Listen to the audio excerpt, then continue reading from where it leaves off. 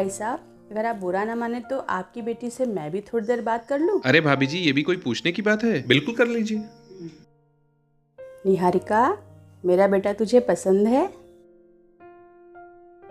Ma'am साहब, ये आपकी चाय। सॉरी आंटी जी, आपको ये मठरी नहीं खानी चाहिए। क्यों नहीं खा सकती मठरी? क्योंकि मठरी फ्राइड है और इसमें नमक भी बहुत तेज़ है। आपको हाई बीपी रहता है ना? जी वो इन्होंने बताया था। अच्छा भैया, चाय में चीनी है ना? जी मेम उसको साहब। वापस ले जाइए और दूसरी चाय बना के लाइएगा, फीकी वाली। आंटी को डायबिटीज़ है। जी जी मेम साहब। पर वाह, ये सब चीज़ें आपको नुकसान करेगी आंटी, प्लीज़ इसे मत खाइए। बड़ी जल्दी चैप्टर याद हो गया। बहुत अच्छी क्लास दी है मेरे बेटे ने। ये सब तुम मुझे इम्प्रेस करने के लिए कर रही हो ना? मैं सब समझती हूँ। नहीं नहीं आंटी। चलो वो सब छोड़ो, अब काम की बात पे आते हैं। मैं तुम्हें साफ साफ एक बात बता देती हूँ, मुझे दिन भर घर में बैठकर टीवी देखने वाली, दिन भर मोबाइल चलाने वाली, बैठ के पंचायत करने वाली या बिस्तर पे पड़कर सोने वाली बहू नहीं चाहिए। मुझे अपनी बहू से जॉब करवाना है ताकि वो अपनी छोटी छोटी ज़रूरतों के लिए अपने हस्बैंड पर डिपेंड ना रहे। आंटी, जॉब तो मैं भी करना चाहती हूँ, लेकिन सब लोग कहते हैं कि शादी के बाद घर के कामों से फुर्सत ही नहीं मिलती। बात तो सही है, घर के काम से फुर्सत तो नहीं मिलेगी,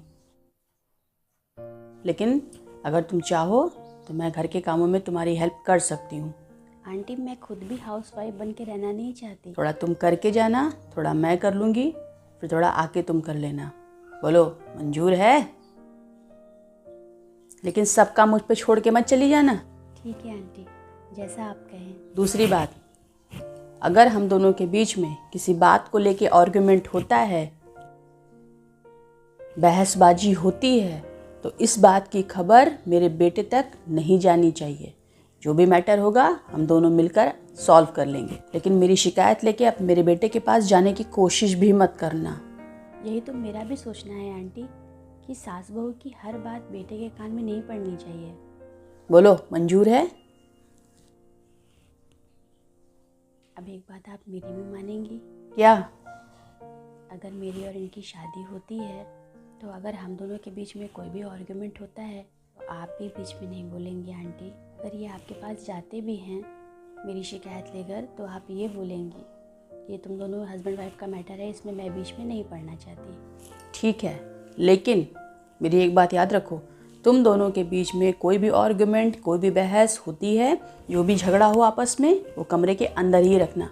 कमरे के बाहर तुम लोगों के बीच में झगड़ा नहीं आना चाहिए और ना ही तुम्हारी आवाज़ कमरे से बाहर आनी चाहिए, क्योंकि अगर ऐसा हुआ तो मैं अपने आप को रोक नहीं पाऊंगी। ठीक है माँ जी। मैं नहीं पढ़ूंगी तुम दोनों के बीच में, ठीक है? हमारे बीच की बात कभी भी कमरे के बाहर नहीं आएगी, ये मैं आपसे वादा करती हूँ। क्या माँ जी? अभी मैंने इस रिश्ते के लिए हाँ नहीं बोली है। सॉरी आंटी जी। और एक और बात आंटी। बोलो। आप मुझे शादी होते ही बच्चे के लिए प्रेशराइज नहीं करेंगे? ठीक है, नहीं पढ़ूंगी तेरे पीछे, लेकिन सिर्फ 2 साल तक।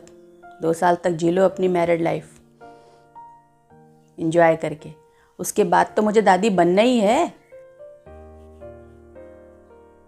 अच्छा निहारिका, एक बात बताओ, मेरे बेटे का रूम किस कलर से पेंट करवाऊं?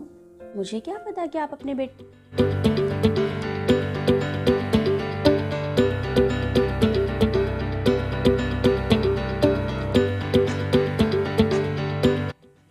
माँ जी, जाते जाते आपसे एक और बात कहना चाहती हूँ।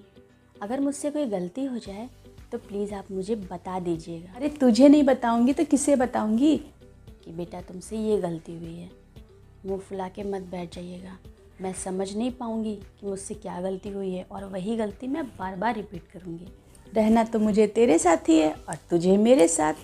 मैं आपकी हर बात सुनूंगी, कभी भी पलट के जवाब नहीं दूंगी, क्योंकि इन्होंने मुझसे कहा है। अच्छा, और ये बता, मुझे रील्स बनाना बताएगी? रील्स? बिल्कुल आंटी। और खबरदार, जो मेरी बेटी बनने की कोशिश की तो मेरी बहू ही ठीक है। आपसे एक और बात कहूँ?